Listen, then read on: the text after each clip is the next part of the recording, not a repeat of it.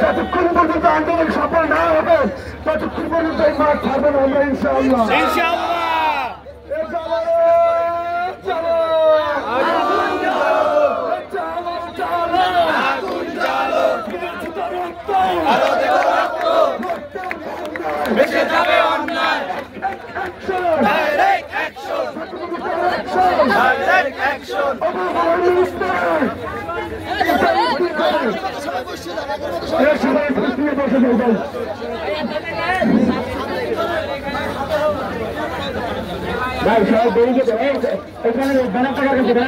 সামনে মেয়েরা গেছে